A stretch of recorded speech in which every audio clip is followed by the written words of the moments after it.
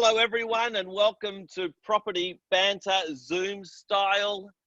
Everything went according to plan then, Rusty. I'm joined with my co-host, Russell Cambridge, Biggin and Scott Director, and I'm Mark Armstrong, Director, and what am I? CEO of Rate My Agent. How are you, Rusty?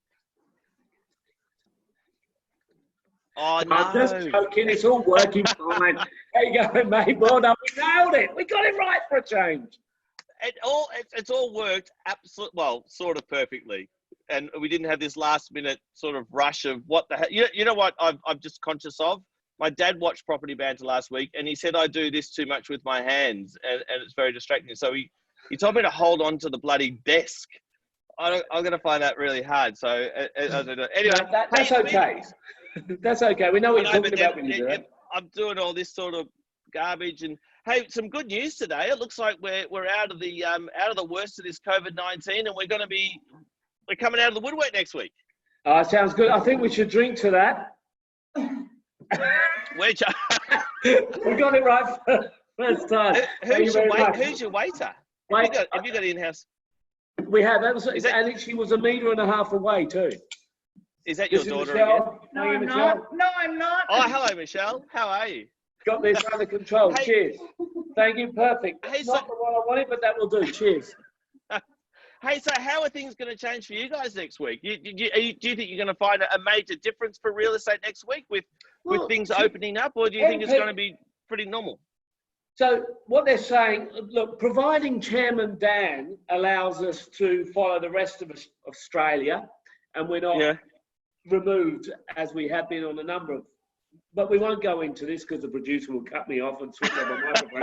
That's right. So what I understand is 10 people outside gathering, 5 people in your house. So assume we can do an open for inspection, Mark, as long as there's no more than 10 people in the house and 5 people in the house. That's 5. 10 people maybe outside the house, potentially waiting, I guess. But I would think we'd still have to do digital auctions because we always get more than 10 people at our auctions. But I mean, outside, 10 people at an auction, I would have thought that would still be okay because people are scattered all over the place, or would that be considered 10 people congregating in the one area? I would have thought that the one event has created more than 10 people. Hey, we might as well play it safe because the fines from Chairman Dan are pretty hefty. So I would prefer that we play it safe and stick to the digital auctions because so far we've 100% success rate on both our digital auctions.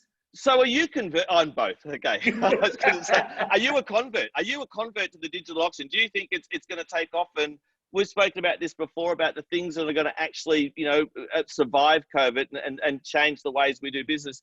Do you think it will go when it all started, I was really quite worried about it, and I thought it was going to be terrible. But it actually turned out to be really awful.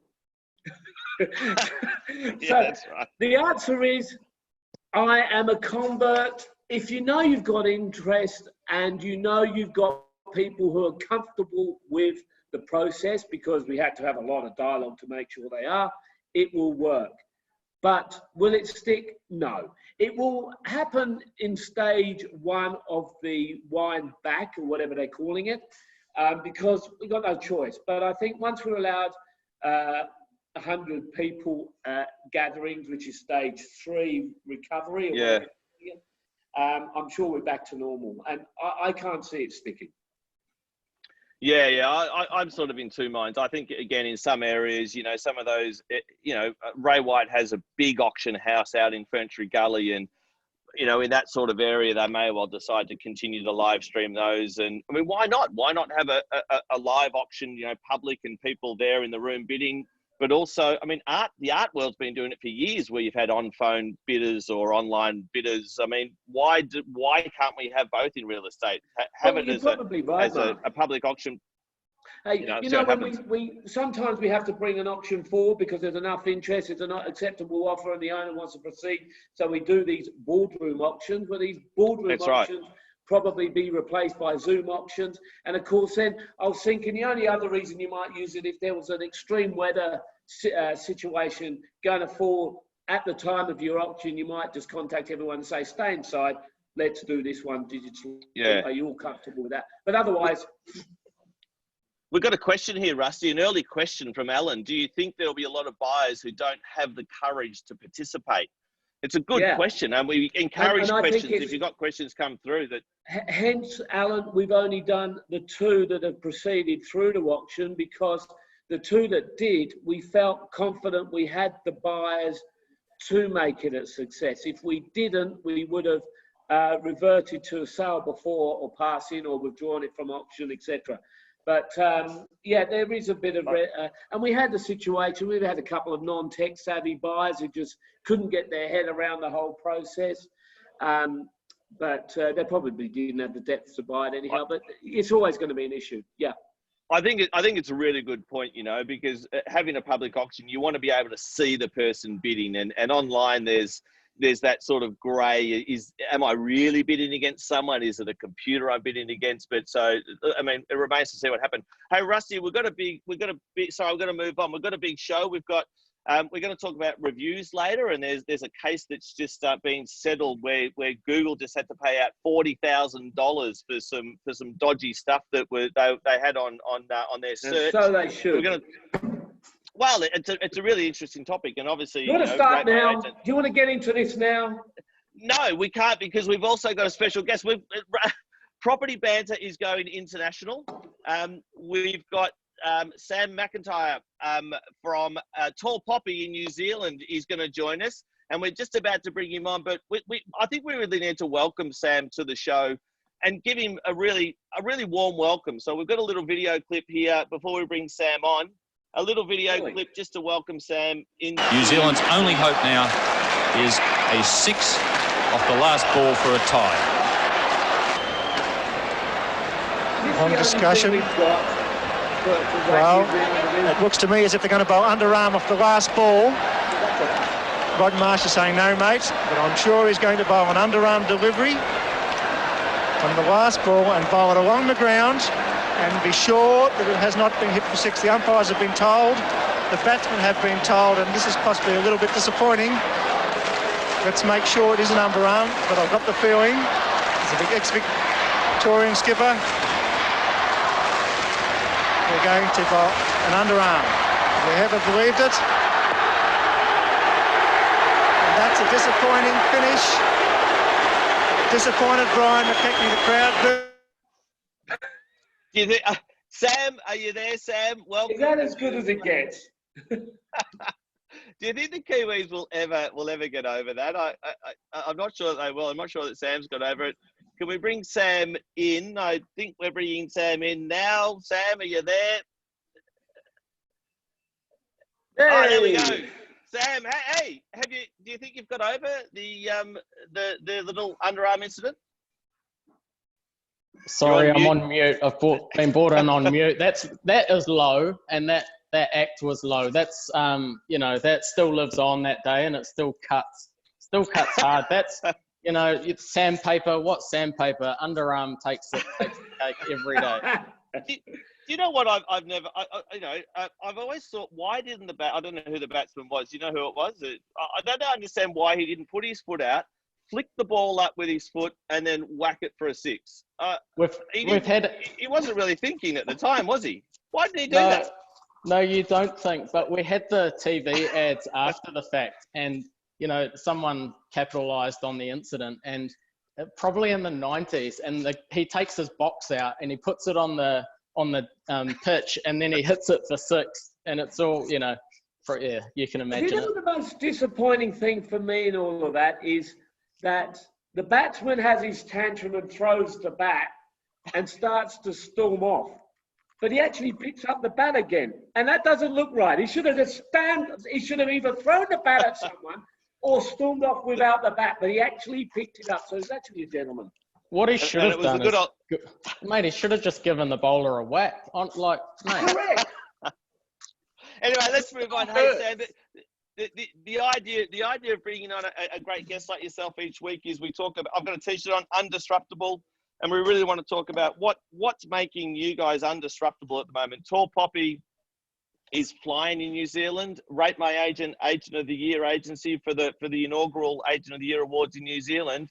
how are you guys going in New Zealand, and what are you doing to survive these times? Yeah, it's interesting times. So we've gone from full lockdown, level 4 it's called in New Zealand. It might be called shelter in place in the States. So we've moved out of that 4 weeks. Obviously, I haven't got to the barber in about 2 months, and starting to look like Tom Hanks in Castaway. But we've gone to level 3 now, which means that we are back to a little bit of business. We've got two people can view a property per day. So that's improvement. Per day? 2 people per day. So what, explain what, because we've never had full lockdown in Australia. Full lockdown was basically the industry was closed. Is that effectively what it was? Full lockdown is the country is closed. So we're at home, we can leave for food and we can leave to exercise, and that's all. That doesn't mean the industry stops. So, you know, we still sold properties in full lockdown, and they would have been a combination of properties who were already under offer, and the buyer had to make a call. Do I confirm and go ahead with this, even though I haven't been able to carry out builders inspections, whatever else? And also people capitalizing on lower competition and going in and buying places, because the market's been so great here, Mark, that people have missed out on houses time and time again, or they're going in and it's a multiple offer or it's an auction and there's so many people competing for properties. Well, when no one can see a property, the competition decreases. So some people jumped on that and managed to secure properties when they were otherwise missing out. I've got a question. I'm just going to pick up. Sam. Yes. Just a quick one. Tall Poppy. Now, how did you come up with that name, or is it actually a cover for the fact that you're really opium dealers? Oh, there'd probably be a fair bit of money in that. maybe more than real estate. I'm just sharing my screen here. I think everyone can see that. Sam, you said that you're still selling real estate, and you guys are absolutely flying. This is your Rate My Agent profile here. You know, Agency of the Year, you're doing a heap of deals, and you've got almost 300 reviews. But then I looked at your profile and bugger all, mate. Who? Seriously, so other people are doing the business. Mate, what have you been doing? You've been growing a beard. You can. I've been working very hard on this beard, I'll have you know. But you can add to that underarm. That's another low blow. That's 3 you've delivered so far. Mate, you'd think I'd be good enough to upload a photo in there at least, wouldn't you? Yeah, that's right. Not with this face, you wouldn't. Yeah, that's right. So what are you guys doing differently? Are you doing sort of, Russell and I were talking before about virtual auctions, and have you implemented new technology to get you through this time? Look, we're very fortunate where our model is quite different. I guess you talk about undisruptible. Yeah, our company's sort of a disruptor in the market. So we're the largest disruptor, if you want to call it that. So we operate a centralized model where we've got one head office with all the support team, and then all of our agents are across the country, and we support everyone centrally. So everyone was used to working from home. We utilize tools like Zoom for training sessions. We have internal platforms for communicating with each other. And in terms of agents and adoption of technology, we'd be on the higher end of the spectrum.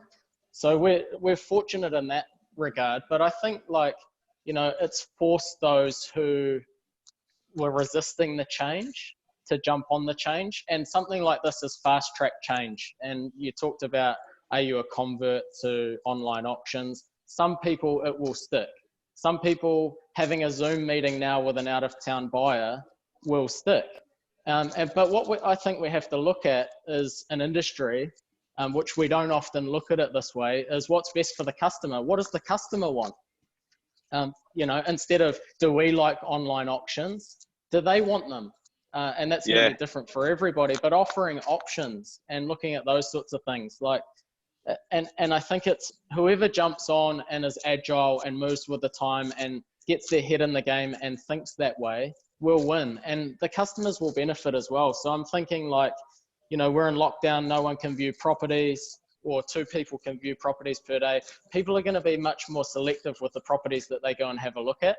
So it's about making it easy for those people to make those decisions. So I'm thinking, like, you know, you guys know Matterport, or the 3D VR tours.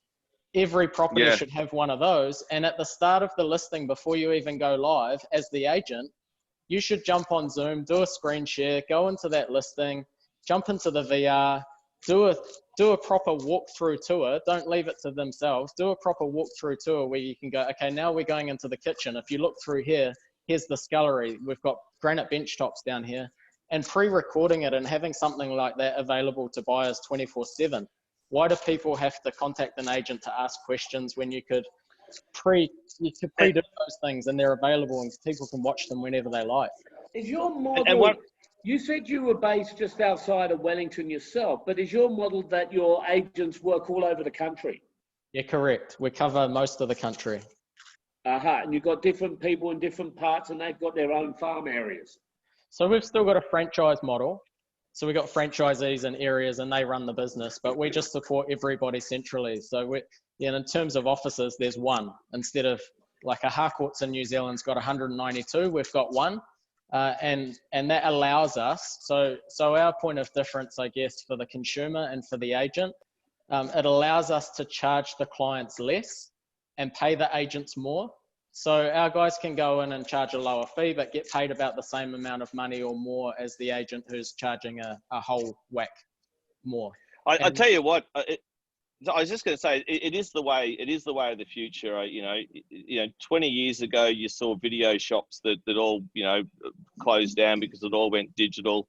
And you can see I mean, I think you're right, Sam, that's where disruption's likely to be. Not in the, look at bloody Rusty, look at, move with the times, you old bloody bastard. Well, because it's not going to disrupt the agent. The agent is always going to be a vital part of the transaction. And I'm quite passionate about that. I think, but that having a shop front, I mean, in the US now, 90% of the agents, they don't work out of a shop front. That's the way. I think what Tall Poppy are doing is sort of following more closely that US business model, where it's all going online. They don't have shop fronts. They have a car and a mobile phone, and they do business. And it cuts out a huge cost out of the transaction. Sam, property management and leasing as well? To a small extent. We're covering the country in sales, and then that's obviously the next step. But you're right, Mark. You look at the times and you look at where real estate agents do their business. They appraise in somebody's house. Often they take offers. They go to somebody's house and take an offer. They present that offer. It's all house to house, in your car, on your phone. And it's not only the cost of the office, it's the efficiency of the people. So if you think of, say, an accounts team, and they're just doing the same functions all day, every day for the whole group instead of just for one office, you can really cut out a whole lot of cost. And you look at, it's easy for me to say this, but you look at the office, what role does it actually play in selling the property? Yet the customer's paying for it. So that's how we cut out a lot of cost, and we can pay our agents a higher split. It's a more modern way of being. I do feel, Mark, that you are right. It is where most people will go, and you even see some in Australia are moving that way, where they're creating a hub and closing down all their high street offices in the suburbs. That's what the banks did. The banks did the same thing. They shut down all of their offices, all of their branches, and they just have branches scattered around. I'm gonna agree with Russell as well a little bit here, because some areas, the high streets, the inner urban areas where you have a lot of foot traffic and the window sort of things, I think there's still a role to play there. But in some of the sort of the suburban areas where it doesn't have that high traffic high street, it's not full of restaurants and bars, and I think in those areas like where you are, Rusty, in Richmond, a shop front serves a purpose because it has a huge amount of foot traffic. But that's only 10% of the market. 90% of the market is in the broader suburban area. That's the reality of it. Or less, Mark. And we've got 150 odd agents, and they come from all sorts of different agencies and all sorts of different areas. And almost all of them say nobody comes in to buy a house. Like, who's going to go from one office to the other office to the other office when they can sit at home on their couch, surfing every property in their area? I'm just sharing my screen. This is a little slide that I like this quote from Jack Welch. It says, "If the rate of change outside exceeds the rate of change inside, then the end is near." you know, and it's relevant to all business. If what you said, Sam, there is, if the customer outside your door is changing the way they operate faster than the way you change the way you operate inside your business, then you're going to get left behind. And, you know, I mean, every business is different, and every real estate, every area is different, and all these sorts of things going on. But this whole COVID thing has just been amazing for change. It has changed the industry overnight. It's forced people to rethink the way they operate their business. And it's, I mean, certainly at Rate My Agent, it's forced us to look at costs and what do we really need, what don't we need. I mean, we've even considered here whether we need an office at all. Everyone's working from home, and a lot of them, a lot of our guys love working from home. I think we still need a central office to bring people together. But it's been, you know, it's quite amazing what's going on. Hey guys, we've got to move onto a slightly different topic, because that was a really good chat, but we want to move on to this idea of reviews, and we're running out of time. Sam, we cut this to 30 minutes, a quick, short, sharp thing. But there was I'm going to share my screen very quickly again and show this article that I think it was just last week it came out, that Google has been sued for defamation by a Melbourne lawyer about what they found online, and I think it's really important around the whole review space in the real estate market at the moment, because we're dealing with people, we're dealing with customers, and I don't know, what do we think? Do we think this is a good thing that Google's been sued for $40,000? Do we think it's a bad trend? What do we think, Rusty? The article needs to pop up, Mark. Oh, it hasn't popped up? What's popped up? We were going so well, Mark. We were going so well, mate. How about that rate of change? How about there? Is it there now? Well, it's finally back. I thought for a moment you were told to take this review down of Google. Give us a brief background, Mark. What's the background behind this? Someone posted something in it. Oh, so basically, I mean, this is a little bit different. Where in the search results of Google, this lawyer was being linked to gangland people, and his name being linked to that. He deemed that to be defamatory through Google search results. But there has been cases over recently where a teacher actually sued a student because the student put a defamatory review on Facebook. And the student was fined $10,000, and it's really interesting that the legal system is catching up with what these keyboard warriors are writing online. And that's a good thing, right, Mark? It's a good thing, because, you know, now and again, a negative review might hit the offices of Rate My Agent that are unfair and unfounded, and someone somehow been able to post a negative story about Joe Blow. That's not fair, and it's only right that Rate My Agent should take it down at Joe Blow's request. Correct? No, I don't think that's correct at all. You know, I think you're talking a load of bollocks. I think for me, I think the problem is not the review itself. And you can jump in a second, Sam, but I think that the problem is not the review; it's the anonymity behind the review.